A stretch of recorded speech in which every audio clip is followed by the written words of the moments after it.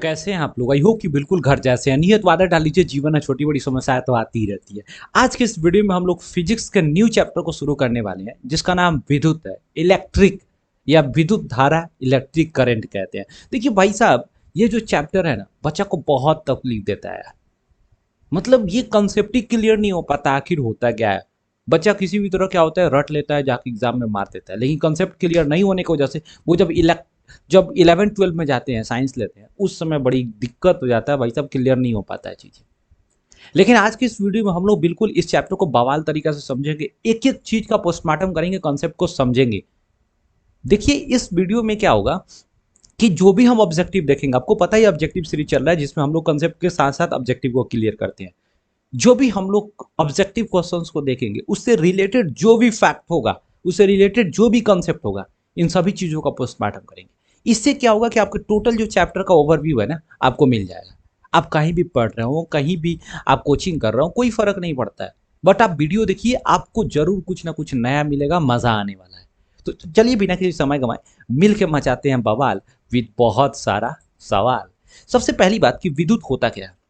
देखिए जब भी हम विद्युत कहते हैं, विद्युत को हम लोग इंग्लिश में इलेक्ट्रिक कहते हैं। इलेक्ट्रिक, जब भी हम इलेक्ट्रिक कहते हैं, इसका मेरा मतलब ये होता है कि किसी भी तार से होकर के प्रवाहित होने वाला आवेश। ये आप एक तरह से आप कहिए तो आप किताब के भाषा में समझ जाइए। वो कहता क्या है कि इलेक्ट्रिसिटी मतलब ये होता है किसी भी तार से या चालक पदार्थ से जो प्रवाहित होने वाला आवेश है, उसी को हम लोग क्या कहते हैं, विद्युत कहते हैं। जब हम धारा कहते हैं तो किसी भी तार से या किसी भी चालक पदार्थ से जब बहुत सारा धारा जो होगा, मतलब आवेश, आवेश का मतलब मेरा इलेक्ट्रॉन, यहाँ इलेक्ट्रॉन है। अभी हम समझा रहे हैं कि इलेक्ट्रॉन क्या है, आवेश यहाँ पर पॉजिटिव नेगेटिव क्या होता है, इसी चीज को समझना है हम लोग को। लेकिन नॉर्मल समझिए, यहाँ पर इलेक्ट्रॉन, यहाँ इलेक्ट्रॉन समझिए। विद्युत धारा में अगर कोई चीज प्रवाहित होता है तो वो इलेक्ट्रॉन प्रवाहित होता है, एक जगह से दूसरे जगह तक जाता है। बात समझ आया? तो जब बहुत सारा इलेक्ट्रॉन एक साथ जाएगा, जब बहुत सारा इलेक्ट्रॉन का मतलब आवेश जब एक साथ जाएगा, तो उसे विद्युत धारा कहेंगे। जैसे मान लीजिए पानी है, दूध है, उसको हम एक साथ बहुत सारा लगातार हम लोग गिराने लग जाए तो ये दूध की धारा बह रही है, पानी का धारा बह रहा है। बस हम देख रहे हैं। तो जब एक जैसा चीज, कोई भी वस्तु बहुत ज्यादा मात्रा में लगातार बह रहा हो, उसे धारा कह देते हैं। बड़ी आसान भाषा में समझिएगा, आप चीजों को मजा आने वाला है। अब बात आता है कि आवेश क्या होता है। देखिए कोई भी पदार्थ होता है, आपको पता है, खूब ध्यान से समझिएगा, पूरा का पूरा चीज चलाएगा। कोई भी वस्तु है, चाहे चेयर है, चाहे किसी भी तरह का कोई भी वस्तु है, बोतल है, टेबल है, मोबाइल है, कोई भी वस्तु है, अगर वो बना है तो परमाणु से बना हुआ है। बात समझिए। और परमाणु का 3 मौलिक कण होता है, इलेक्ट्रॉन, प्रोटॉन और न्यूट्रॉन। ये सारे लोगों को पता है। बात समझिए कि नहीं, 8 क्लास से ही पढ़ते आ रहे हैं, 7th क्लास से ही पढ़ते आ रहे हैं कि परमाणु का मौलिक कण 3 होता है, इलेक्ट्रॉन, प्रोटॉन और न्यूट्रॉन होता है। अब देखिए इस परमाणु के नाभिक में ये तीनों जो होता है विद्यमान होता है। न्यूट्रॉन जो होता है बिल्कुल न्यूट्रल होता है, उस पर कोई आवेश नहीं होता है। न्यूट्रॉन, न्यूट्रल का मतलब न्यूट्रल है, नाम से ही पता चल रहा है कि न्यूट्रॉन जो है न्यूट्रल है, उसमें कोई आवेश नहीं है। बात समझे कि नहीं? लेकिन भाई साहब वहां पर दो और जो है, प्रोटॉन और इलेक्ट्रॉन, इन दोनों पर आवेश होता है। इन दोनों पर क्या आवेश होता है? तो प्रोटॉन पर धन आवेश होता है। आवेश का मतलब चार्ज होता है, एक प्रकार का ऐसा गुण है जो किसी भी वस्तु को अपने तरफ खींचने या विकर्षित करने की क्षमता रखता है, एक प्रकार का बल उत्पन्न करता है। बस समझे कि नहीं, ये आवेश होता है। अब बात होता है कि आवेश दो तरह का होता है, एक धन आवेश होता है, ऋण आवेश होता है। पॉजिटिव चार्ज यानी जो होता है पॉजिटिव आवेश होता है, एक निगेटिव आवेश होता है।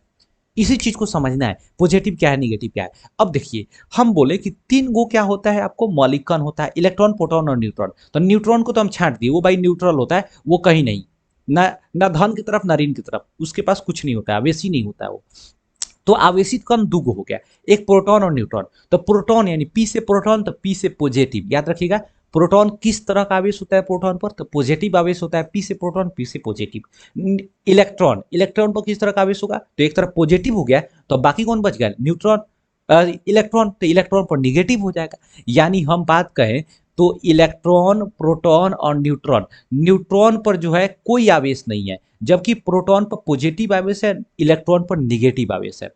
अब देखिएगा, खूब ध्यान से समझिएगा कि कोई भी वस्तु है, मान लीजिए हम एक कोई छड़ ले रहे हैं, कोई भी लकड़ी का, ये यहाँ पर कोई भी वस्तु है, इस वस्तु में इलेक्ट्रॉन और प्रोटॉन दोनों का जो नंबर है वो क्या है भाई साहब, वो क्या है भाई साहब, बराबर है। वो दोनों का नंबर जो होगा बराबर होता है, यानी इलेक्ट्रॉन और प्रोटॉन दोनों का नंबर किसी भी वस्तु में बराबर होता है, किसी भी वस्तु की परमाणु में जो होता है बराबर होता है। अब जब दोनों प्लस और माइनस बराबर हो जाएगा तो वैल्यू जीरो हो जाएगा। बात समझ रही? यानी कहने का मतलब कि कोई भी वस्तु में जब प्रोटॉन और इलेक्ट्रॉन बराबर होगा तो उस पर आवेश कार्य ही नहीं करेगा, उदासीन हो जाएगा। यानी प्लस और पॉजिटिव और निगेटिव दोनों बराबर हो जाता है, +5 -5 दोनों बराबर हो जाएगा, जीरो हो जाएगा।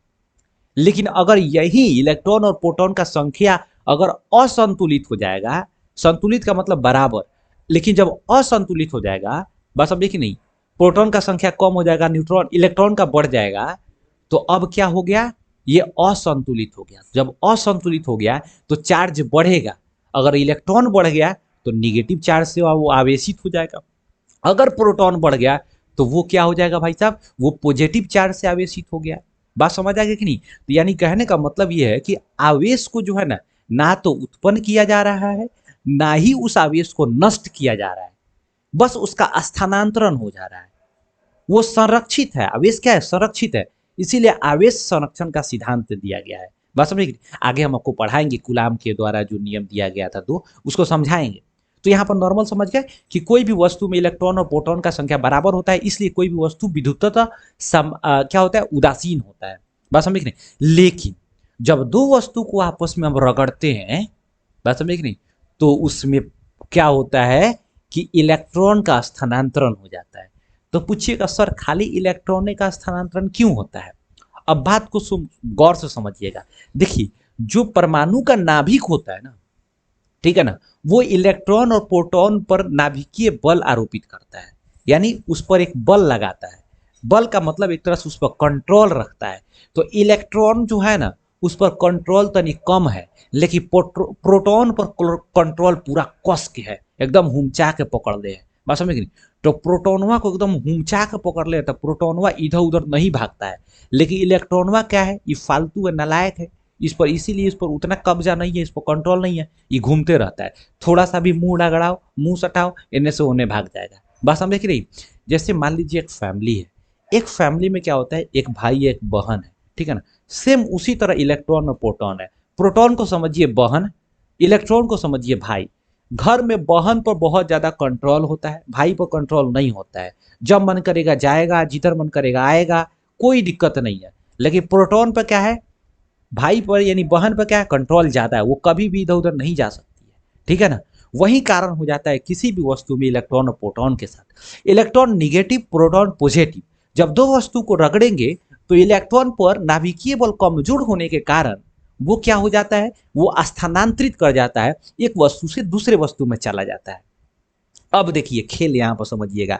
मान लीजिए कि यहां पर एक वस्तु, ये एक मान लीजिए एक वस्तु ये है, एक वस्तु ये है, मान लीजिए इसका नाम बी रख दिए, इसका नाम हम ए रख दिए। इस पर पांच पांच को इलेक्ट्रॉन है, पांच को इलेक्ट्रॉन, पांच को प्रोटॉन। मान लीजिए इलेक्ट्रॉन है, ये प्रोटॉन है, इसमें भी पांच को इलेक्ट्रॉन और पांच को प्रोटॉन है। इलेक्ट्रॉन है और एक क्या है, प्रोटॉन है। यहाँ पर खूब आराम से आप समझिएगा तो चीजों को आप बहुत ही आसानी से समझ जाइएगा। जैसे समझ जाइए, मान लीजिए यहाँ इलेक्ट्रॉन हो गया, ये प्रोटॉन हो गया, यहाँ पर भी पांच को इलेक्ट्रॉन हो गया, पांच को प्रोटॉन हो गया, ठीक है ना। लेकिन ये दोनों को आपस में रगड़ दिए, दोनों को आपस में हम रगड़ दिए, कस के रगड़ दिए, ठीक है ना। हम यहाँ पर नॉर्मल समझिएगा, समझा रहे हैं, ठीक है ना। तो यहाँ पर अब क्या होगा, मान लीजिए तो प्रोटॉनवा तो नहीं इधर उधर जाएगा, इलेक्ट्रॉनवा ना फालतू है, ये लपक के चल जाएगा। मान लीजिए दो वस्तु को, मान लीजिए कि ए से, इसमें से तीन गो इलेक्ट्रॉन इधर आ गया, तीन गो इलेक्ट्रॉन इधर आ गया। अब खूब ध्यान दीजिएगा, अब इधर इलेक्ट्रॉन तो दुइये को बच गया, तीन गो तो इधर आ गया। अब जो ए वाला वस्तु है उसमें से तीन गो इलेक्ट्रॉन आ गया बी में, तो वहां इलेक्ट्रॉन कौ गो हो गया, दो गो हो गया। जबकि प्रोटॉन पांच गो का पांचे गो है, तो ज्यादा संख्या कथी का हो गया, प्रोटॉन का हो गया। तो प्रोटॉन पॉजिटिव होता है कि नहीं होता है, तो निगेटिव ज्यादा हो गया कि पॉजिटिव ज्यादा हो गया, पॉजिटिव ज्यादा हो गया। आ जवना में इलेक्ट्रॉन आया वो में प्रोटॉन तो पांचे गो है, लेकिन इलेक्ट्रॉन आठ गो हो गया। तो जब इलेक्ट्रॉन आठ को हो गया तो उसमें पॉजिटिव ज्यादा कि निगेटिव ज्यादा, तो निगेटिव ज्यादा। तो जिसमें इलेक्ट्रॉन आएगा यानी जो इलेक्ट्रॉन ग्रहण करेगा वो निगेटिव बन जाएगा, क्योंकि उसमें इलेक्ट्रॉन ज्यादा हो जाता है। लेकिन जिसमें भाई साहब इलेक्ट्रॉन निकलेगा जिसमें से, वो तो भाई साहब इलेक्ट्रॉन कम हो गया, प्रोटॉन ज्यादा हो गया ना अब, तो वो पॉजिटिव चार्ज से आवेशित हो जाता है। यानी जब दो वस्तु को आपस में रगड़ेंगे तो एगो धन आवेश से आवेशित हो जाएगा, एगो ऋण आवेश से आवेशित हो जाएगा। अब ये आवेशित हुआ हुआ कुछ नहीं है, बस खाली इलेक्ट्रॉनवा इधर उधर आके मामला गड़बड़ कर दिया है। अब जो संतुलन था वो संतुलन बिगड़ गया। बात समझ आ गई कि नहीं आ गया? इस चीज को समझिएगा खूब गौर से, आपको मजा आ जाएगा। तो इससे आवेश की उत्पत्ति होती है। बात समझ आया? अब एक और बड़ी बढ़िया चीज है, याद रखिएगा, आपको हर जगह नहीं मिलेगा ये कंसेप्ट। देखिए, इलेक्ट्रॉन जो होता है भाई साहब, जिस वस्तु में जाएगा उस वस्तु का अंशतः यानी थोड़ा सा भार बढ़ जाता है, क्योंकि इधर इलेक्ट्रॉन आया, उधर से इलेक्ट्रॉन कम हुआ, तो अंशतः भार बढ़ जाता है। लेकिन जो खोता है उसका भार कम हो जाता है। भार का मतलब द्रव्यमान, भार और द्रव्यमान में दोनों में अंतर है भाई साहब, ठीक है ना? इसलिए फिजिक्स पढ़ रहे हैं, यहाँ द्रव्यमान में अंतर होता है, ठीक है ना? तो द्रव्यमान बढ़ जाता है, लेकिन जो खोता है उसका द्रव्यमान कम हो जाता है। सिंपल बात है, बस समझे कि नहीं? अगर हमारे पास कोई चीज है, खोएंगे तो हमारा कम होगा, ठीक है ना? तो यहाँ पर समझ आया क्या आवेश क्या होता है, विद्युत क्या होता है। विद्युत का मतलब जब बहुत सारा, जब कोई चालक पदार्थ है उससे आवेश प्रवाहित होता है उसे विद्युत कहेंगे, बस समझ नहीं? लेकिन आवेश रुका हुआ है तो उसे विद्युत नहीं कहेंगे, स्थिर विद्युत कहते हैं, एक गतिक विद्युत कहते हैं, बात समझे कि नहीं? वो बाद में जाके पढ़ना होगा आपको, ठीक है ना? तो यहाँ तक तो कोई दिक्कत नहीं हुआ। आवेश का मतलब गुलाम होता है, विद्युत धारा का मतलब एम्पियर होता है। सारी चीज को हम लोग एक एक करके समझेंगे, मजा आने वाला है आपको बवाल तरीका से, ठीक है ना? तो चलिए हम लोग क्या करते हैं, इससे रिलेटेड जो भी क्वेश्चंस है ना, उन सारे क्वेश्चंस का पोस्टमार्टम करते हैं और बवाल मचाते हैं, ठीक है ना? लगे रहिए मेरे साथ भाई साहब, जो भी कॉन्सेप्ट है आपको बिल्कुल कॉन्सेप्ट के साथ हम लोग चलेंगे आगे, ठीक है ना? कोई कहीं से कोई झोल झाल नहीं, ठीक है ना? देखिए, ये विद्युत जो चैप्टर है भाई साहब, इस चैप्टर में हम लोग क्या करने वाले हैं, इस चैप्टर्स में हम लोग कुछ कंसेप्ट्स को समझेंगे और उस कंसेप्ट का जो टॉपिक होगा बिल्कुल अलग अलग, और टॉपिक बाय टॉपिक जो भी ऑब्जेक्टिव क्वेश्चन हमने छांटा हुआ है उसको देखेंगे हम लोग। यहाँ पर एक हम व्हाइट कलर से रख लेते यार, मोर कलर मैं रख लूँ व्हाइट, व्हाइट व्हाइट कलर कर लूँ, ओके। तो व्हाइट कलर मैं कर लिया, ठीक है ना? तो यहाँ पर जो है ये देखिए टोटल टॉपिक है, इस पर हम लोग इसका पोस्टमार्टम करने वाले हैं और इससे रिलेटेड जो भी क्वेश्चंस है ना उसका बवाल मचाने वाले हैं, ठीक है ना? तो आज की इस वीडियो में हम लोग दो टॉपिक को कवर करेंगे, क्योंकि नंबर ऑफ क्वेश्चंस ज्यादा हो जाएगा, लगभग लगभग 60-70 हो जाएगा, तो टाइमिंग बढ़ ही जाएगा, ठीक है ना? लेकिन देखिए, हम लोग टाइम बढ़े तो बढ़े, लेकिन कॉन्सेप्ट क्लियर करके चलेंगे ना तो कहीं भी बवाल मचाएंगे, झंडा गाड़ के रखेंगे। नहीं तो भाई साहब वही रटंत विद्या घटंत बुद्धि वाला कहानी हो जाएगा, ठीक है ना? तो हम लोग रटंत विद्या वाला काम नहीं करना है कि आए रट लिए, वो तो किताबों पढ़ के रट लीजिएगा, लेकिन जो दिमाग में भरता है कंसेप्ट वो भाई साहब कब आएगा, ठीक है ना? वही चीज को समझना है। देखिएगा, अब हम लोग क्या करेंगे, एक एक चीज को समझे करेगा। एम्पियर घंटा मात्रक है, देखिए पहला ही क्वेश्चन कंसेप्ट वाला आ गया। एम्पियर घंटा मात्रक हम कहते हैं आवेश का। तुरंत मान लीजिए हम कह दिया आवेश का, पगला जाइएगा, कहिएगा कि सर आवेश का तो मात्रक कूलाम होता है, आवेश का तो मात्रक सर कूलाम होता है, तो इसको हम लोग, आप कैसे कह रहे हैं कि यहाँ एम्पियर घंटा हो जाएगा आवेश का मात्रक, ठीक है ना? थोड़ा सा इसी कॉन्सेप्ट को हम लोग समझेंगे ना बिल्कुल बवाल तरीका से, आप कहिएगा कि वो भाई साहब ये कैसा बात हो गया। अब देखिए हम कह रहे हैं कि एम्पियर घंटा किसका मतलब, याद रखिएगा एक विद्युत धारा का है, विद्युत धारा को हम लोग आई से सुनिश्चित करते हैं, मतलब डिनोट करते हैं, और विद्युत धारा को आई से डिनोट करते हैं, वो एम्पियर नहीं, मतलब उसका मात्रक नहीं है। मात्रक और किसी भी चीज को संकेत देने, मतलब उसका संकेताक्षर अलग अलग होता है। तो हम जब कहते हैं विद्युत धारा, तो विद्युत धारा बराबर याद रखिएगा विद्युत धारा, विद्युत धारा। तो हम बोले थे ना कि धारा का मतलब जब एक साथ बहुत सारा इलेक्ट्रॉन जब जाएगा उसे विद्युत धारा कहेंगे। जब विद्युत धारा पूछते हैं इसको आई से हम सुनिश्चित करते हैं। तो जब कह रहा है क्या कि किसी चालक पदार्थ से एक सेकेंड में, एक सेकेंड में यानी समय, समय किसी चालक पदार्थ में एकांक समय, एकांक कहने का मतलब जो भी एकांक कहेगा उसको हम नीचे रखेंगे बाटा में, ठीक है ना? तो एकांक समय में प्रवाहित होने वाले आवेश को, तो आवेश क्या है, इलेक्ट्रॉन का रूप है, ठीक है ना? आवेश को, आवेश को हम लोग क्या कहते हैं, धारा कहते हैं, बस विद्युत धारा कहते हैं। अब देखिए आवेश को हम Q से सुनिश्चित करते हैं और समय को T से सुनिश्चित करते हैं। खूब ध्यान से समझिएगा, मजा आने वाला है। यानी I बराबर हम लोग फॉर्मूला देखेंगे कि I बराबर Q बाई T। Q जो है आवेश, यानी कहने का मतलब यहाँ पर हो गया कि अगर क्वेश्चन पूछता है कि यहाँ पर, अब वही क्वेश्चन को क्या करता है ना, घुमाता है। अब देखिए विद्युत धारा का जो एसआई मात्रक होता है वो एम्पियर होता है, आवेश का एसआई मात्रक कूलाम होता है, जिससे हम लोग सी से सुनिश्चित कर सकते हैं, ठीक है ना? कूलाम होता है।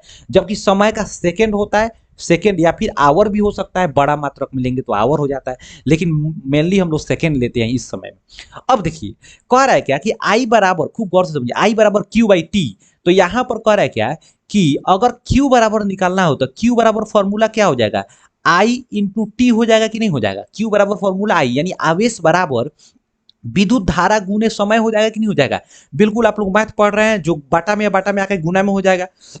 अब देखिए, तो ये जो आई है, आई कहने का मतलब जो विद्युत धारा है उसका मात्रा क्या होता है, एम्पियर। तो एम्पियर हो गया। समय का मात्रा क्या होता है, सेकंड। तो घंटा भी तो हो सकता है, जब बड़ा मात्रा को, जब बड़ा कोई संख्या लेना हो, बड़ा कोई डाटा लेना हो, तो घंटा भी हो सकता है। तो एम्पियर घंटा। अब आ गया कि नहीं आ गया, आवेश का मात्रक एम्पियर घंटा हुआ कि नहीं हो गया। तो आवेश का मात्रक एम्पियर घंटा भी होगा, कूलाम भी होगा, एम्पियर सेकंड भी होगा। आवेश का मात्रक एम्पियर सेकंड भी होगा, एम्पियर घंटा भी होगा, कूलाम भी होगा। इसको, इसका गणना पहली बार कौन किया था, कुलाम महोदय ने किया हुआ था, कुलाम वैज्ञानिक ने। इसलिए उसके सम्मान में जो है इसको हम लोग कुलाम कहते हैं, इसके एसआई मात्रक को। तो इसका मतलब समझ आ गया कि आवेश यहाँ पर जो है उसका मात्रक। यहाँ देखिए 2021 में क्वेश्चन, हम इसी तरह एक क्वेश्चन नहीं ला दिए हैं आपको, क्वेश्चन में पूछा हुआ है। तो जिस बच्चा का कॉन्सेप्ट क्लियर नहीं होगा, अब एक बात बताइए कि एम्पियर घंटा कौन शक्ति का मार देगा मैक्सिमम बच्चा, इसमें विद्युत दे देता था तो बाप रे लड़का सब विद्युतें मार देता है, बोरा में चल जाएगा भाई। क्वेश्चंस को समझना है, उसके कॉन्सेप्ट को समझना है, फिर उसके बाद रगड़ना है। अब चलिए हम लोग आगे। अब देखिए कह रहा है क्या, निम्नलिखित में से कौन सा उपकरण विद्युत धारा की उपस्थिति दर्शाता है। तो विद्युत धारा की जब उपस्थिति की बात करेगा कि विद्युत धारा की उपस्थिति कौन दर्शाता है, कि विद्युत धारा है कि नहीं है, प्रवाहित हो रहा है कि नहीं हो रहा है, तो गैल्वेनोमीटर। विद्युत धारा की उपस्थिति को कौन दर्शाता है, गैल्वेनोमीटर। लेकिन क्वेश्चन उल्टा कर देता है, कहता है कि विद्युत धारा को मापा जाता है, तो यहाँ पर है ये मीटर, ए मीटर, या इसी को कहते हैं आ मीटर, आ मीटर। तो विद्युत धारा को मापता कौन है, तो आ मीटर या ए मीटर, ठीक है ना। लेकिन विद्युत धारा को दर्शाता, उसके उपस्थिति को मतलब दर्शाता कौन है, तो गैल्वेनोमीटर। लेकिन अगर क्वेश्चन पूछेगा कि विद्युत धारा को उत्पन्न कौन करता है, तो इस तरह के ऑप्शन में जनरेटर, जनित्र, जनित्र इसको कहीं कहीं कह देता है, जनित्र। अरे भाई साहब, जनित्र, जनरेटर, बस समझ गए नहीं, भवलेटर भवलेटर का ठीक है ना। अब देखिए वोल्ट मीटर अलग होता है, ठीक है ना। इन सारी चीज को समझाएंगे। वोल्ट, जो वोल्ट मीटर होता है उसे विभवांतर मापा जाता है, बात समझे कि नहीं। वोल्ट मीटर को समांतर क्रम, पार्श्व क्रम में जोड़ा जाता है, जबकि आ मीटर को श्रेणी क्रम में जोड़ा जाता है। ए मीटर सबसे एक से एक यूनिक चीज बताएंगे, आपको मजा आने वाला है, ठीक है ना। तो चलिए हम लोग आगे बढ़ते हैं। 2021 का क्वेश्चन है, बिल्कुल इग्नोर नहीं करना है, बवाल मचाना है। कह रहा है कि आ मीटर से, अभी जस्ट आ मीटर से निम्नलिखित में से किसे मापा जाता है, 2020 में क्वेश्चन पूछा। अभी जस्ट पिछला बताए हम कि आ मीटर से धारा मापा जाता है। जब धारा को मापेंगे तो आ मीटर, बात समझ नहीं। लेकिन अंतर को मापेंगे तो वोल्ट मीटर, वोल्ट मीटर। अंतर को मापेंगे तो वोल्ट मीटर। विभवांतर, विभवांतर को मापेंगे तो वोल्ट मीटर। विभव को मापेंगे तो आ मीटर। विभव या धारा, इसको विभव भी कहता है, कि विभव का मापने के लिए किस यंत्र का, किस युक्ति का, युक्ति का मतलब हो गया यहाँ पर डिवाइस, बस समझे कि नहीं, किस युक्ति का प्रयोग करते हैं, तो आ मीटर का, या इसी को ए मीटर कहते हैं। क्वेश्चन कहेगा ए मीटर को, आ मीटर को किस क्रम में जोड़ा जाता है, तो श्रेणी क्रम में, समानांतर, समानांतर नहीं, श्रेणी क्रम में, बात समझे कि नहीं, श्रेणी क्रम में। क्वेश्चन घुमाता है, कहेगा का कि श्रेणी क्रम में प्रतिरोध का मान कैसा होता है, उच्च होता है कि निम्न होता है। तो याद रखिएगा, जो आ मीटर होता है, श्रेणी क्रम बोल दिए, मतलब आ मीटर में जो प्रतिरोध होता है किस प्रकार होता है, किस प्रकार का होता है, तो निम्न प्रतिरोध होता है। आ मीटर में निम्न प्रतिरोध, जबकि वोल्ट मीटर में उच्च प्रतिरोध होता है। सारी चीज को एकदम बवाल तरीका से आप लिखते चलिएगा, ऐसा कॉन्सेप्ट आपको मिलने वाला नहीं है भाई साहब। और वीडियो को शेयर और कर दो भाई, थोड़ा सा 1000 जल्दी से ना पुराना सब यार। जैसे ही 8 से 10,000 मेरा सब्सक्राइबर हो जाएगा, टेक्निकल बोर्ड ले लेंगे, बवाल मचाएंगे भाई। करा क्या, जब किसी चालक तार से विद्युत धारा प्रवाहित होता है तो वो गतिशील कण कौन होगा। बोले थे पहले ही बार में कि जब भी विद्युत धारा प्रवाहित हो रहा है, एकरा मतलब ओमे भाई साहब इलेक्ट्रॉन घुस रहा है, ओमे इलेक्ट्रॉन दौड़ रहा है। आ कहेगा क्या सर, तो इलेक्ट्रॉन दौड़ता काहे है, उसको कौन दौड़ाता है, तो याद रखिएगा उसको दौड़ाता है वोल्टेज, जिसको हम लोग वोल्ट कहते हैं, वोल्ट, वोल्ट कहते हैं, वोल्टेज, VOLTAG, वोल्टेज। बात समझे कि नहीं, जितना ज्यादा वोल्टेज होगा उतना ज्यादा विद्युत धारा जाएगा। तो विद्युत धारा को मापते कहती में एम्पियर में, याद रखेगा। एक एम्पियर जब धारा जो होता है ना, विद्युत धारा, एक एम्पियर में 6.25 गुने 10 का पावर 18 इलेक्ट्रॉन जाता है ना, कहता है सब लगे 440 वोल्ट छूने से तेरे। अब बताइए 440 वोल्ट, यहाँ कहा जा रहा है कि 1 वोल्ट 220 वोल्ट बोल्ट, सुनते हैं कि नहीं सुनते हैं? तो जितना ज्यादा वोल्ट होगा उतना ज्यादा परमाणु, ज्यादा से ज्यादा परमाणु को ढकेलेगा, तेजी से ढकेलेगा। बात समझे कि नहीं? एक साथ है। तो ज्यादा वोल्ट होता है तो करंटवा ज्यादा लगेगा, यानी आपके शरीर में उतना ज्यादा मात्रा में इलेक्ट्रॉन उतना तेजी से आके घुसेगा, ठीक है ना? तो उतना भयंकर झटका भी मारेगा, ठीक है ना? इसीलिए जब 440 वोल्ट का झटका लगेगा तो क्या होता है आप समझ ही रहिए, किससे झटका लगता है, इससे अच्छा आपसे अच्छा कौन जान सकता है? बात समझे कि नहीं? तो क्या हो जाएगा, किसी चालक से गतिशील कौन कौन होगा? इलेक्ट्रॉन होगा। कितना लड़का प्रोटॉन मान देगा, रे भाई रे प्रोटॉन में तो नाभिकीय बल ज्यादा होता है, तो तू ओकरा मार देगा, बवाल हो जाएगा, ठीक है ना? बवाल हो जाएगा।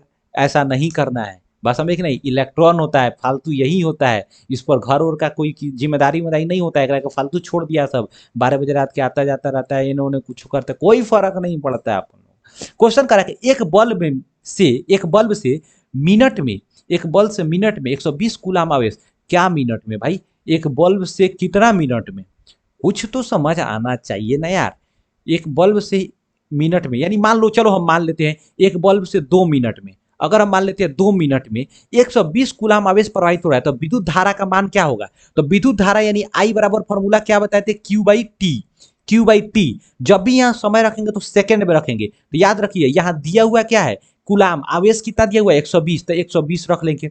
समय क्या हुआ? 2 मिनट, तो 2 मिनट को सेकंड में बदलेंगे तो 60 से गुना कर लेंगे, तो 60 गुना 120, 120 कर देंगे तो 1 एम्पियर हो जाएगा। यानी भाई साहब कि अगर 2 सेकंड में 120 कूलाम आवेश जा रहा है तो कितना एम्पियर का धारा प्रवाहित हो रहा है? 1 एम्पियर का। 1 एम्पियर में कितना इलेक्ट्रॉन? तो 6.25 गुने 10 का पावर 18 इलेक्ट्रॉन जाएगा। अगर मान लीजिए आपके अंदर में मतलब 1 एम्पियर का धारा जा रहा है तो इतना इलेक्ट्रॉन भचाक से घुस जाएगा आपके अंदर, ठीक है ना? अब मान लीजिए वोल्टेज तनी ज्यादा होगा, तो वो वोल्टेजवा ज्यादा होगा तो ज्यादा इलेक्ट्रॉन हुआ क्योंकि भचाक से घुसाएगा, झटका मारेगा, बाबू बाबू चिल्लाने लग जाइएगा। बात समझे कि नहीं? तो यहाँ पर याद रखिएगा आपको I बराबर Q/T। अब फॉर्मूला जब याद रहेगा तो इसमें 3 गो चीज है, Q, T और I। तो इसमें से अगर 2 गो कोई भी, मान लीजिए I दे दे T दे दे तो Q नहीं निकल जाएगा, मान लीजिए I दे दे Q दे दे तो T नहीं निकल जाएगा। अब लड़का सा नहीं में चक्रिया जाता है, 2015 का क्वेश्चन है, कितना लड़का को तो यही भी नहीं करेगा रे यार। एडुआनी चैनल पाओ, हम तोरा ऐसा ऐसा चीज बताएंगे कोई नहीं मिला होगा, ठीक है ना? चल आगे बढ़ते हैं। करा क्या, धातुओं में धारावाहक होता है, तो धातु में धारावाहक यानी धारा के रूप में कथी बहता है? तो इलेक्ट्रॉन, मुक्त इलेक्ट्रॉन। भाई इलेक्ट्रॉन ऐसे हो, मुक्त इलेक्ट्रॉन बहता है। बात समझे कि नहीं? ए भाई कोर इलेक्ट्रॉन, मुक्त इलेक्ट्रॉन बहता है, प्रोटोनवा मार देगा तो गलती हो जाएगा भाई। अगला क्वेश्चन करा क्या, 2014 में क्वेश्चन पूछा होता है, करा क्या, आमीटर को विद्युत प्रतिरोध कैसे जुड़ा जाता है? जब ये आमीटर कहेंगे तो आमीटर को श्रेणी क्रम में, लेकिन पार्श्व या इसी को कहेंगे समानांतर। समानांतर, तो समानांतर क्रम में जो बोलेगा उसको हम वोल्ट मीटर कहते हैं। तो कहेगा क्या, वोल्ट मीटर से कथी मापते हैं? तो विभवांतर। विभवांतर यानी विभवांतर को किससे मापा जाता है? वोल्ट मीटर से। विद्युत धारा को किससे मापा जाता है? तो आमीटर से। आमीटर को किस में जोड़ा जाता है? श्रेणी क्रम में। आमीटर में प्रतिरोध कैसा होता है? तो निम्न होता है। वोल्ट मीटर में प्रतिरोध कैसा होता है? उच्च होता है, इसीलिए इसको समानांतर में जोड़ा जाता है। जबकि आमीटर में प्रतिरोध निम्न होता है, इसीलिए इसको श्रेणी क्रम में जोड़ा जाता है। क्लियर हो गया? आगे बढ़ते हैं। करा क्या, विद्युत धारा उत्पन्न करने की युक्ति को क्या कहते हैं? ए भाई विद्युत धारा उत्पन्न करेंगे तो क्या कहेंगे? जनित्र। एक बार लइकवा आ गया तो 2012 में 2017 में क्वेश्चन में पूछा हुआ है, पगला गया तो सर विद्युत धारा उत्पन्न करेंगे क्या होगा? जनित्र होगा, जनरेटर। लेकिन विद्युत धारा कथी से मापेंगे? एमीटर से। लेकिन विद्युत धारा माने उपस्थित है कि नहीं है कथी से देखेंगे? तो गैल्वेनोमीटर से। बड़ी देखिए, उपस्थिति को दर्शाने के लिए गैल्वेनोमीटर, उत्पत्ति करने के लिए जनित्र, मापने के लिए एमीटर। बात समझे कि नहीं? विद्युत धारा का मात्रक क्या होगा? एम्पियर। विद्युत धारा को सूचित कथी से किया जाता है? तो आई से। दिमाग में आइल कि ना आइल? बढ़ल जाओ आगे। करेक्ट है। विद्युत चुंबक बनाने के लिए उपयुक्त पदार्थ है नरम लोहा। विद्युत चुंबक बनाने के लिए कथी लगेगा? नरम लोहा, तब नु खींचेगा अपना तरफ। देखिए करेक्ट है। विद्युत धारा का एसआई मात्रक क्या होगा? विद्युत धारा का ऐसा ही मात्रक एम्पियर। कूलम जो होता है आवेश का मात्रक होता है, जबकि वोल्ट जो होता है विद्युत का वोल्ट वोल्ट जो बेसिकली तो होता है विद्युत विद्युत धारा का तो ऐसा ही मात्रक एम्पियर हो गया। विद्युत विभव का मात्रक क्या होगा? वोल्ट। तो विद्युत विभव का मात्रक पूछेगा था वोल्ट होगा। ये अल्सांद्रे वोल्टा जो एक वैज्ञानिक थे इटली के, ठीक है ना, उन्हीं के नाम पर ये विद्युत विभव। तो विद्युत विभव, विद्युत धारा का मात्रक एम्पियर, विद्युत विभव का मात्रक वोल्ट। ए भाई, विद्युत विभव का मतलब ये हो जाता है कि विद्युत जो धारा प्रवाहित हो रहा है वो उसको प्रवाहित करने वाला है। हम बोले ना कि इलेक्ट्रॉन को प्रवाहित कौन करता है, तो वो वोल्टेज करता है। बात समझे कि नहीं? वो कितना पावरफुल होगा। विद्युत विभव का मतलब जो है कि जो इलेक्ट्रॉन यानी धारा को, आवेश को जो ढकेल रहा है वो कितना पावरफुल है। तो उस पावर को किस में मापेंगे? तो वोल्ट में मापते हैं, वोल्टेज जिसको कहते हैं। 20 वोल्ट, 30 वोल्ट। बात समझे कि नहीं? इस चीज को समझिएगा। वाट किसका मात्रक है? शक्ति का मात्रक है, ठीक है ना। ये सारी चीज को देखेंगे हम लोग आगे चल के। अगला क्वेश्चन क्या कह रहा है कि स्थिर विद्युत में आवेश क्या होते हैं? तो जब स्थिर विद्युत कह रहा है तो विद्युत में विराम अवस्था में रहता है। बात समझे कि नहीं? लेकिन वही जब चालक पदार्थ से जोड़ देंगे तो वो गति करने लगता है, तो उसे गति की अवस्था में कहेंगे, विद्युत धारा कहेंगे। विद्युत धारा, विद्युत में आवेश क्या होते हैं? गति की अवस्था में होते हैं। वही विद्युत धारा कहेंगे तो गति की अवस्था में इलेक्ट्रॉन होगा। विद्युत धारा अगर नहीं होगा, अगर उसे कहेगा स्थिर विद्युत, तो गति की अवस्था में नहीं होगा, विराम की अवस्था में होगा, ठीक है ना। अब अगला क्वेश्चन कर रहा है क्या? सेल बाहरी परिपथ में जिस प्लेट से धारा भेजती है उसे क्या कहते हैं? तो जिससे भेजती है उसको हम धन ध्रुव कहते हैं।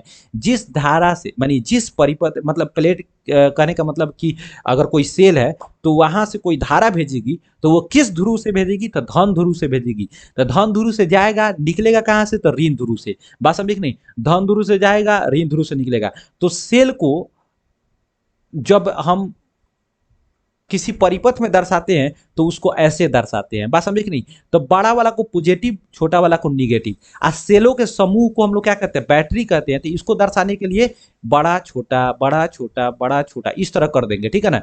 तो हम ये पॉजिटिव, ये निगेटिव। तो जब एगो सेल होगा तो उसे सेल कहेंगे। जब बहुत सारा सेल एक साथ जाएगा, मतलब वोल्टेज को बढ़ाने के लिए, उसके पावर को बढ़ाने के लिए बहुत सारा सेल लगा देते हैं, तो उसे बैटरी कहते हैं। बात समझे कि नहीं? गौर क्या विद्युत धारा प्रवाह की दिशा मानी जाती है? तो विद्युत धारा के प्रवाह की दिशा हमेशा याद रखिएगा, धन ध्रुव से ऋण ध्रुव और कन्वेंशनल कहा जाएगा, ठीक है ना। धन ध्रुव से ऋण ध्रुव और, तो धन ध्रुव से ऋण ध्रुव की ओर। दूसरा क्वेश्चन का रखा है एकांक समय में विद्युत आवेश के परिमाण के प्रवाह को क्या कहा जाता है? तो एकांक समय में जब एकांक लगा दिया या इकाई लगा दिया तो समय को याद रखिएगा बटा में नीचे।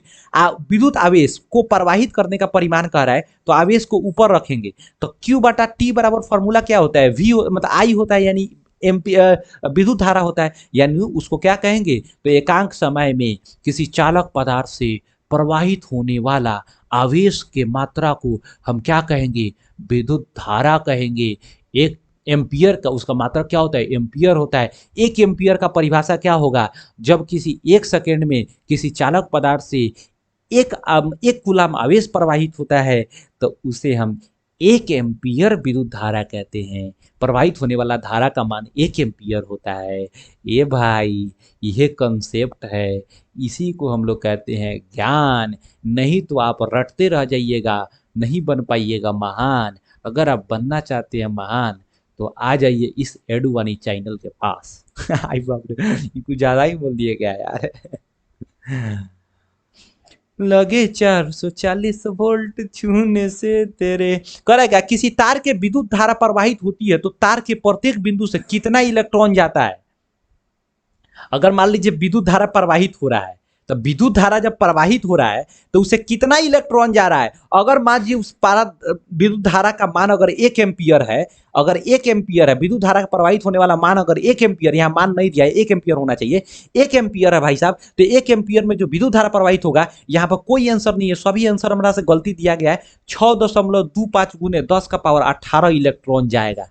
1 एम्पियर का वोल्टेज अगर मान लीजिए आपको लग गया तो भाई साहब आपके अंदर इतना इलेक्ट्रॉन घुस जाएगा, साफा सटाक दे। बात समझे कि नहीं? 2 एम्पियर का लगा तो यानी 6.25 को अगर गुना करेंगे तो 6 दूना 12, 12.5 गुने 10 का पावर 18।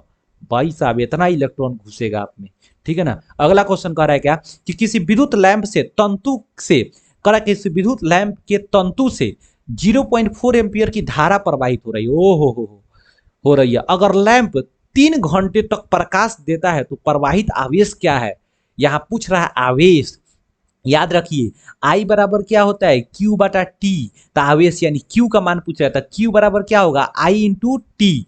अब देखिए आई इंटू टी, तो आवेश पूछ रहा है, दिया क्या क्या है, धारा, यानी आई दिया है धारा, तो 0.4 एम्पियर है, तो आई का मान 0.4 गुना, कह रहा है क्या कि लैंप 3 घंटे तक चला। ए राजा 3 घंटा दे लेबा तो ओकरा के सेकेंड में बदलब, 60 से गुना करबा मिनट, फिर 60 से गुना करबा तो सेकेंड, तो एकरा आवेश गुलाम में तोरा पता ही होई। अगर गुलाम नहीं के दिले तो वहां पर एम्पियर प्लस सेकेंड दिले हुई। ठीक बनू, तो अब गुना कर, 6 6 का 36, 36 का 108, 108 हो जाएगा।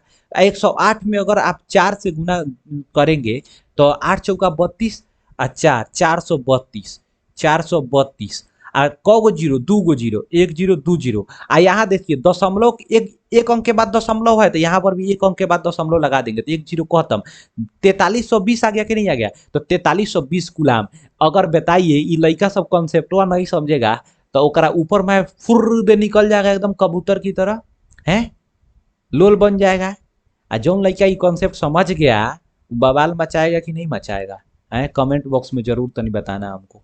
ठीक है ना, आगे बढ़ते हैं, देखते हैं। कह क्या, किसी विद्युत बल्ब से तंतु में से, किसी विद्युत बल्ब के तंतु में से 0.5 एम्पियर विद्युत धारा 10 मिनट तक प्रवाहित होती है, तो विद्युत परिवहन से आवेश का परिमाण क्या होगा? इतनी देखते हैं कितना बच्चा सब बताता है, बात समझे कि नहीं, बना करके इसका आंसर क्या होगा। ये बिल्कुल सब किसी के लिए कंपलसरी है, अगर जो नहीं भेजेगा समझ जाना बहुत पाप लगने वाला है तुम लोगों को। ठीक है ना, तो इसका आंसर जरूर तुम लोग कमेंट बॉक्स में एकदम छाप दो भाई साहब। आगे बढ़ते हैं हम लोग। करेगा विद्युत चुंबक बनाने के लिए उपयुक्त पदार्थ है। इसमें हम पिछले का क्वेश्चन में एक हिंट दे देते हैं। हिंट क्या दे दिए, फिर वही बराबर आई बराबर क्या हो जाएगा, क्यू बाई टी। अब देखो क्या क्या दिया है, कैसे निकालना है, तुम लोग मैथ का स्टूडेंट होगा तो बना लेगा, और ना तो लोल होगा तो बस समझ जाओ कि लोले है। करा क्या विद्युत चुंबक बनाने के लिए उपयुक्त पदार्थ है, तो नरम लोहा, तो पहले ही देख लिया हम लोग। करा किसी विद्युत धारा में सतत बंद पाठ को, यानी परिपथ को, परिपथ को, सतत बंद परिपथ को क्या कहते हैं, तो याद रखिएगा विद्युत परिपथ कहते हैं। याद रखिएगा हमेशा विद्युत परिपथ एक ऐसा युक्ति होता है जिससे विद्युत धारा प्रवाहित होता है। ठीक है ना, अब ध्यान दीजिए, विद्युत धारा प्रवाहित होने वाले जो एक मार्ग होगा उसको परिपथ कहेंगे। विद्युत परिपथ दो तरह का होता है, एक बंद विद्युत परिपथ, एक खुला विद्युत परिपथ। बंद विद्युत परिपथ जो होता है भाई साहब याद रखिएगा उससे विद्युत धारा प्रवाहित नहीं होती है, लेकिन खुला विद्युत परिपथ जो होता है, जा जा जा जा रे भाई थोड़ा उल्टा ही बोल दिए। करेक्ट, बंद विद्युत परिपथ होगा उसमें विद्युत धारा प्रभावित होगा, लेकिन खुला विद्युत परिपथ में विद्युत धारा प्रवाहित नहीं होगा। बात समझ आएगा कि नहीं आ गया। अगला क्वेश्चन करेक्ट, विद्युत धारा की चाल प्रकाश की चाल में क्या संबंध है। देखिए विद्युत धारा की चाल और प्रकाश का चाल दोनों समान होता है, इस बात को हमेशा याद रखिएगा। एग्जाम में ये क्वेश्चंस इंपॉर्टेंट है, मैं भी पूछ सकता है। ठीक है ना, करेक्ट है, वह विद्युत धारा जो तार के प्रति मीटर लंबाई के लिए 2 × 10⁻⁷ न्यूटन बल उत्पन्न करता है, तो वह धारा क्या होगा। याद रखिएगा, मान लीजिए कोई एक तार है, ठीक है ना, उसका लंबाई 1 मीटर है। बात समझे कि नहीं, ये क्वेश्चन उतना इंपॉर्टेंट नहीं है, फिर भी आप समझ लीजिए। ठीक है ना, क्या जाता है आपके पास एक नॉलेज हो जाए तो पैसा तो लग नहीं रहा है। करेक्ट, 1 मीटर तार की लंबाई है, तो उसमें जो बल उत्पन्न हो रहा है भाई साहब, उसमें बल जो उत्पन्न हो रहा है वो क्या हो रहा है, 2 × 10⁻⁷ न्यूटन बल न्यूटन। तो उस धारा में, तो उससे प्रवाहित धारा क्या होगा, तो 1 एम्पियर होगा। बात समझे, उससे प्रवाहित धारा क्या होगा, 1 एम्पियर होगा। याद रखिएगा। अगला क्वेश्चन कर रहा है सेल का, ये भी क्वेश्चन जो है आपका छोड़िए, ये दोनों क्वेश्चन है, हालांकि इसका आंसर यहाँ पर सी होगा। ये थोड़ा सा अपर लेवल का क्वेश्चन, पढ़ने से कोई फायदा नहीं। अगला क्वेश्चन से करेक्ट, रेशम द्वारा रंग रगड़ने पर, रेशम द्वारा रगड़ने पर कांच की छड़ छड़ में उत्पन्न आवेश क्या होता है। मान लीजिए एगो रेशम है आ एगो कांच का छड़ है, आ दूनी को रगड़ रहे हैं, ठीक है ना, तो याद रखिएगा जो कांच का छड़ है भाई साहब, उसमें से इलेक्ट्रॉनवा निकल के चल जाता है रेशम में। तो जब कांच के छड़ में से इलेक्ट्रॉन निकलेगा तो हमें प्रोटॉन ज्यादा हो जाएगा कि नहीं हो जाएगा, तो कांच के छड़ कथी से आवेश हो जाएगा, उसमें धन आवेश हो जाएगा। तो किस तरह का आवेश हो जाएगा, उसमें धन आवेश। लेकिन भाई साहब रेशमुआ में तो इलेक्ट्रॉन घुसल है, तो हमें इलेक्ट्रॉन ज्यादा हो गया, तो उसमें क्या हो जाएगा, आपका निगेटिव चार्ज हो जाएगा, उसमें ऋण आवेश हो जाएगा। अगला क्वेश्चन कह रहा क्या, उन द्वारा एबोनाइट, एबोनाइट जो छड़ होता है भाई साहब, जब उनके कपड़ा में रगड़िएगा भाई साहब, तो एबोनाइट का छड़ में क्या होता है, याद हमेशा रखिएगा, इलेक्ट्रॉन ग्रहण कर लेता है एबोनाइट का छड़। बात समझे कि नहीं, उनमें से निकल के एबोनाइट में, तो एबोनाइट में जब इलेक्ट्रॉन आया, तो जब आया तो उसमें इलेक्ट्रॉन का संख्या बढ़ा, तो जब इलेक्ट्रॉन का संख्या बढ़ा मतलब निगेटिव चार्ज बढ़ गया, तो इसीलिए वो ऋण आवेशित हो जाता है। एबोनाइट का क्षण पर क्या होता है, ऋण आवेशित।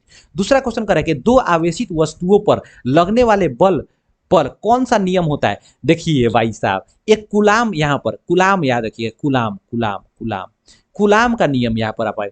एक कुलाम वैज्ञानिक थे, आवेश संरक्षण का सिद्धांत दिया उन्होंने। कहा कि मान लीजिए दो वस्तु है, दोनों वस्तु आवेशित है। एक वस्तु पॉजिटिव आवेशित, मतलब कि पॉजिटिव आवेश से आवेशित है, एक वस्तु निगेटिव आवेश से आवेशित है, ठीक है ना, दोनों वस्तु आवेशित है। तो जब दो आवेश निगेटिव आवेश यानी दो असमान आवेश को आप पास लाइएगा तो उसमें आकर्षण होता है, वो एक दूसरे को खींचेंगे। मतलब जो अलग अलग आवेश होगा वो एक दूसरे को खींचेंगे, बस समझे कि नहीं। एक जैसा आवेश होगा वो एक दूसरे से दूर भागेंगे। आज तक आप लोग सुने होइएगा। देखिए देखिए, इस बात को नॉर्मल समझिएगा, ज्यादा दिमाग मत लगाइएगा, समझिए इसको। एक जैसा कभी भी एक लिंग के व्यक्ति के लगाव नहीं हो सकता है। एक तरह का मेल एगो हो जाएगा फीमेल, तभी उनमें लगाव होगा, उनमें प्यार हो जाएगा, बात समझे कि नहीं। लेकिन आज तक आप लोग नहीं सुने होइएगा कि लड़का लड़का में प्यार हो गया है। अगर लड़का लड़का में प्यार हो गया तो समझ जाइए गे है। ये बात समझ आएगी नहीं। तो इस चीज को थोड़ा सा समझिएगा कि अगर कोई पॉजिटिव है और उसके सामने अगर कोई निगेटिव चार्ज वाला आवेश वाला वस्तु लाएंगे तो वो दोनों एक दूसरे में सट जाएगा, यानी वहां आकर्षण हो जाएगा। क्या हो जाएगा, आकर्षण। अगर पॉजिटिव पॉजिटिव आ गया भाई साहब तो वहां पर विकर्षण हो जाएगा, बात समझे कि नहीं। वहां क्या हो जाएगा, विकर्षण हो जाएगा, जिसे हम लोग कहते हैं रिपील करेगा एक दूसरे को, बात समझे कि नहीं। तो वहां पर चीजों को समझना है। तो इससे रिलेटेड कुलाम महोदय ने वहां पर एक क्या किया, एक वहां पर नियम दिया। नियम क्या दिया कि मान लीजिए कि दो वस्तु जो है आवेशित है, एक दोनों वस्तु का आवेश को हम लोग क्यू से सूचित करते हैं, क्यू से सूचित करते हैं, लेकिन उसका मात्रक जो होता है कुलाम होता है, जो कुलाम को सी से सूचित करते हैं। दोनों में अलग अलग चीज है। कितना लड़का कुलाम को क्यू मार देता है, अरे भाई बोरा में चल जाएगा, ठीक है ना। कुलाम को क्यू नहीं, वो तो हम कहते हैं आवेश को हम लोग कहते हैं क्यू से सूचित करते हैं, कुलाम को सी से सूचित करते हैं। बात समझ आया। तो मान लीजिए दो वस्तु आवेशित है, एक Q1 है और Q2 है, तो दोनों के बीच जो आकर्षण और प्रतिकर्षण बल होगा वो दोनों के गुणनफल के समानुपाती होगा। यानी अगर बल मान लीजिए कि आकर्षण बल अगर वहां पर लग रहा है तो वहां पर क्या होगा, Q1 इंटू Q2, बात समझे कि नहीं। यानी दोनों के गुणनफल के समानुपाती होगा। समानुपाती का मतलब कि जैसे जैसे उनका आवेश बढ़ेगा उनके बीच का बल बढ़ेगा, बात समझे कि नहीं। अगर मान लीजिए आवेश 2 इंटू 2 है, बात समझे कि नहीं, एक वस्तु का आवेश 2 है, एक वस्तु का आवेश 3 है, तो दोनों में गुणनफल होगा 6, वहां पर बल क्या लगेगा 6, ठीक है ना। लेकिन आवेश को दुगुना कर दिया जाए तो बल क्या हो जाएगा भाई साहब, जो बल होगा वहां पर सिंपल आप देखिए, वहां पर बल भी क्या हो जाएगा, वहां पर 4 गुना हो जाएगा। 4 गुना कैसे हो जाएगा, मान लीजिए 2 गुना 2 हो गया तो 4 हो गया, ठीक है ना। अब इसको 4 कर दीजिए, इसको 2 गुना कर दीजिए, 2 दूना 4 हो जाएगा। इसको भी 2 गुना कर दीजिए, 2 दूना 4, तो अब 16 हो गया, बस समझे कि नहीं। यानी जो बल बढ़ रहा है वो 4 गुना बढ़ गया, क्योंकि आवेश को अगर आप बढ़ा रहे हैं उसी मात्रा में क्या होगा भाई साहब, आपका बल भी जो होगा, दोनों के बीच आकर्षण और प्रतिकर्षण बल भी जो होगा बढ़ेगा। लेकिन लेकिन अगर भाई साहब उन दोनों के बीच की दूरी की बात किया जाए तो जब कोई भी दो प्रकार के आवेशित वस्तुओं को एक साथ लाया जाए और उनके बीच की दूरी आर हो तो उसके दूरी के वर्ग के व्युत्क्रमानुपाती बल लगता है। इसको ऐसे समझिएगा, जैसे मान लीजिए कि यहाँ पर हम इसको पहले मिटा देते हैं, उसके बाद आपको ज़्यादा समझ आएगा। देखिए हम कह रहे हैं कि पहला इसका बात क्या कहा कि वस्तु के बीच आकर्षण और प्रतिकर्षण बल जो होगा वो आवेश के गुणनफल के समानुपाती होगा।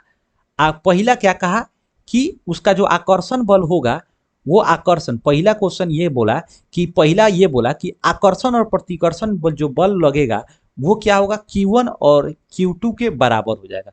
दूसरा का कहा कि जो बल लगेगा वो क्या होगा भाई साहब, वो Q1 और Q2 का जो बल लगेगा वो उसके दूरी यानी R कह रहा है तो उसके वर्ग के व्युत्क्रमानुपाती, व्युत्क्रमानुपाती का मतलब बाटा में हो जाता है। तो याद रखिए इस समीकरण 1 और 2 को जोड़िएगा तो यहाँ पर क्या हो जाएगा, आप खूब ध्यान से आप देखिए, इस दोनों को समीकरण 1 और 2 को आप जोड़िए तो यहाँ पर आप देखेंगे इस Q को आप यहाँ पर 1 बाई आर स्क्वायर समझिए, ठीक है ना। तो Q1 इंटू Q2, ठीक है ना, अब बाटा आर स्क्वायर। इसको यार थोड़ा सा मैं इसको कैसे कर ले रहा हूँ, इसको मिटा देंगे दो, क्योंकि यार यहाँ पर मेरा फिगर आ रहा होगा, तुमको दिखेगा ही नहीं। यहाँ पर तो तुम समझ गए। ये दोनों समीकरण एक और दो को जब मिलाया जाएगा तो याद रखना, इस समीकरण एक और दो को मिलाने के बाद जो फॉर्मूला, फाइनल फॉर्मूला जो आता है वो एफ बराबर के इंटू Q1 इंटू Q2 अब बाटा आर स्क्वायर, यही फॉर्मूला होता है। जहां के का जो वैल्यू होता है वो नियतांक होता है, नियतांक होता है। इसका वैल्यू जो होगा याद रखिएगा, इसका वैल्यू जो होगा, के का जो वैल्यू होता है वो 9 गुने 10 का पावर 9 होता है। हमेशा याद रखिए के का वैल्यू कितना होता है, 9 गुने 10 का पावर 9। तो कहेगा कि कूलाम के नियम से संबंधित जो बल का परिभाषा है, मतलब आवेश संरक्षण का जो परिभाषा है, उसके अंतर्गत के का जो वैल्यू होता है क्या होता है, 9 गुने 10 का पावर 9 होता है। के का मान क्या होता है, नियतांक होता है, ठीक है ना। थोड़ा सा एक मिनट, थोड़ा सा उधर से दो, तो ये चार्ज में लगाओ, तो चार्ज में लगाओ, और इसका दो, तो चार्जर दो, बैटरी कम हो गया भाई। अब हम लोग क्या इसका सेकंड देखते हैं। कह रहा है क्या, अगर दो आवेश Q1 और Q2 एक दूसरे से r दूरी पर स्थित है तो कुलाम का नियम से बल उत्पन्न, जो बल उत्पन्न होगा उसका वैल्यू क्या होगा। तो वैल्यू हम लोग जस्ट देखे F बराबर K इंटू Q1 Q2 और आर स्क्वायर। ये आर स्क्वायर होगा, ये गलती हो गया रे भाई, यहाँ आर स्क्वायर होगा, ठीक है ना। यहाँ पर क्या हो जाएगा, आर स्क्वायर हो जाएगा। चीजों को समझिए, हम क्या बोले, आर स्क्वायर हो जाएगा, यहाँ पर आर स्क्वायर हो जाएगा।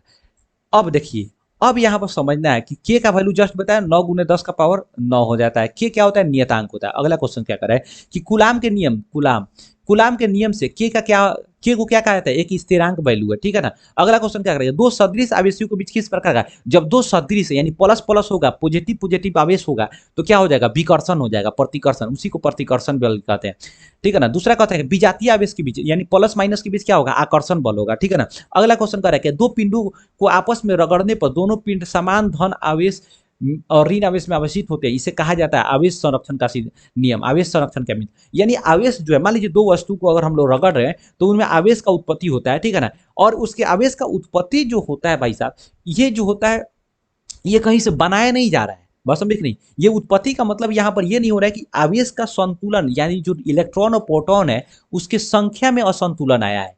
ऐसा नहीं कि हम आवेश बना दिए कहीं से या फिर इसको खत्म कर देंगे, ठीक है ना। तो आवेश संरक्षित रहता है, वो तो ना बनाया जा सकता है, ना बिगाड़ा जा सकता है, ना खत्म किया जा सकता है। उसके उसको केवल जो है एक तरह से उसके असंतुलित होता है, तब उसके जो है परिमाण में हमें निर्दिष्ट करता है, वो हमें दिखता है। बात समझ आएगी नहीं। तो ऊर्जा संरक्षण नहीं, आवेश संरक्षण का नियम कहलाएगा। दूसरा क्वेश्चन, क्या प्रोटॉन आवेशन प्रक्रम में भाग लेता है। रे भाई अभी जस्ट बात की कि प्रोटॉन कहीं नहीं जाता है, प्रोटॉन से क्योंकि वहां पर नाभिकीय बल ज्यादा होता है तो वहीं के वहीं रहता है। इलेक्ट्रॉन भाग लेता है तो इसमें नहीं होगा। अगला क्वेश्चन करेगा रासायनिक ऊर्जा का कुछ भाग खर्च होता है, तो याद रखिएगा यांत्रिक ऊर्जा में खर्च होता है। अगला क्वेश्चन कह रहा है क्या कि किसी चालक की किसी अनुप्रस्थ काट से समय टी में नेट आवेश क्यों प्रवाहित होता है, तो प्रवाहित विद्युत धारा आई बराबर क्या होगा। यार ये फॉर्मूला जस्ट ही देखे, किसी चालक से यानी अनुप्रस्थ काट के क्षेत्र, अनुप्रस्थ काट से यानी चालक पदार्थ से टी समय में क्यू आवेश प्रवाहित होता है, बस समझ नहीं, तो उसका मान क्या होगा, विद्युत धारा। आई का मान क्या होगा, तो आई का मान क्या हो जाएगा, क्यू बाई टी। यहाँ पर आंसर क्या हो जाएगा, आई बराबर Q by T, B number answer हो जाएगा। अगला क्वेश्चन, खनिज अम्लों के जलीय विलयन में विद्युत चालक होते हैं, इन्हें कहा जाता है विद्युत अपघटय कहा जाता है। क्वेश्चन थोड़ा सा इंपॉर्टेंट याद रखिएगा। करेक्ट है, लेड सल्फ्यूरिक अम्ल सेल का उपयोग किया जाता है। लेड सल्फ्यूरिक अम्ल सेल का उपयोग जो होता है भाई साहब औद्योगिक कार्यों के लिए और ऑटोमोबाइल दोनों में यूज किया जाता है। अगला क्वेश्चन, दो वस्तुओं को आपस में रगड़ने पर जो इलेक्ट्रॉन का त्याग करता है, तो इलेक्ट्रॉन जब त्यागेगा तो उसमें इलेक्ट्रॉन का संख्या कम हो गया, प्रोटॉन क्या हो जाएगा, बढ़ जाएगा, तो धन आवेशित हो जाएगा, धन आवेशित हो जाएगा। तो जो त्याग रहा है वो धन आवेशित हो गया, जो ग्रहण कर रहा है वो ऋण आवेशित हो गया। जो लिया वो कर्जदार, जो वस्तु रगड़ने पर इलेक्ट्रॉन ग्रहण करता है तो वो ऋण आवेशित हो जाएगा। आंसर नंबर ए हो जाएगा। अगला क्वेश्चन करेंगे, जो पदार्थ घर्षण द्वारा आसानी से आवेशित हो जाता है उसे क्या कहते हैं। तो याद रखिएगा, यहाँ दिमाग उल्टा लगाइएगा, ठीक है ना। कितना लड़का जाकर के विद्युत चालक मार देगा, अरे भाई गलत हो जाएगा। विद्युत चालक तो होता ही नहीं है। जब दो पदार्थ को आपस में रगड़ेंगे और दोनों अगर आवेशित हो जा रहा है आसानी से तो वो विद्युत रोधी होगा। विद्युत चालक कभी भी आवेशित नहीं होगा, क्योंकि अगर मान लीजिए हम आवेशित करेंगे तो उसमें जो चार्ज होगा वो उससे निकल करके हमारे शरीर पर आ जाएगा और शरीर से होते हुए धरती में चला जाएगा। बात समझे कि नहीं। तो विद्युत विद्युत रोधी यानी जो अचालक कुचालक पदार्थ होगा उसी में आवेश उत्पन्न होगा। या फिर अगर आप चाहते हैं कि कुचालक पदार्थ यानी जो एक तरह से बात कर रहे हैं हम कि सुचालक पदार्थ है उस पर आवेश लाएं, तो फिर उस सुचालक पदार्थ को जो पकड़े हुए हैं वहां पर कपड़ा उपड़ा लपेट के तब कीजिए, तब होगा। बात समझे कि नहीं। लेकिन वहां पर क्या हो जाता है ना, उन चीजों को समझना है कि वह विद्युत रोधी क्यों होगा, क्योंकि वहां पर आवेश संरक्षण के मतलब आवेश जो है वो तो प्रवाहित होगा। अगर आप कुछ सुचालक पदार्थ लगाइएगा तो वहां से आपके शरीर में, शरीर भी हमारा सुचालक है, और वहां से शरीर में धरती में चला जाएगा, वो सोख लेगा धरती। धरती तो कितना हुआ आवेश को सोख लेगा। ठीक है ना। तो विद्युत यहाँ पर क्या हो जाएगा, रोधी हो जाएगा। आसानी से जो आवेशित होता है विद्युत रोधी, और जो आवेशित नहीं वो विद्युत चालक। बात समझे कि नहीं। अगला क्वेश्चन करा है, किसी स्रोत से सतत धारा उत्पन्न करने की सरल युक्ति क्या कहलाएगी। तो यहाँ पर याद रखिएगा, किसी भी स्रोत से अगर बात हम लोग कह रहे हैं कि वहां से सतत धारा अगर प्रवाहित किया रहा है तो सूखा सेल। बात समझे कि नहीं। सूखा सेल याद रखिएगा। सेल दो तरह का होता है, बात समझे कि नहीं। एक सूखा सेल होता है, संचायक सेल होता है। सूखा सेल को दोबारा चार्ज नहीं किया जा सकता है, जैसे बैटरी उठी टॉर्च उसमें लगाते हैं। संचायक सेल को चार्ज किया जा सकता है दोबारा, जैसे हम लोग मोबाइल का बैटरी होता है बड़ा। अब दूसरा जो टॉपिक है भाई साहब, विद्युत धारा एवं विभवांतर। भाई साहब टाइमिंग थोड़ा सा बढ़ चुका है, ठीक है ना। कंसेप्ट समझेंगे तो टाइमिंग बढ़ेगा, आपको पता है, ठीक है ना। तो हम लोग नेक्स्ट वीडियो में आएंगे बिल्कुल बवाल मचाते हुए नेक्स्ट टॉपिक के साथ, एकदम जो भी कंसेप्ट है उसके साथ। तो लगे रहिए मेरे साथ भाई साहब, बने रहिए। वीडियो अच्छा लगा हो तो शेयर कीजिए, दोस्त के पास यार भेज दो सब। सब्सक्राइबर्स बड़ा बढ़ाओ यार, देख के छोड़ देता है तो भाई, ठीक है ना। वीडियो अच्छा लगा हो तो कमेंट वगैरह कीजिए, नहीं अच्छा लगा हो तो वीडियो को लाइक कीजिए, डिसलाइक कीजिए, वो आपके ऊपर है भाई साहब। मिलते हैं नेक्स्ट वीडियो में बवाल मचाते हुए, तब तक के लिए जय हिंद।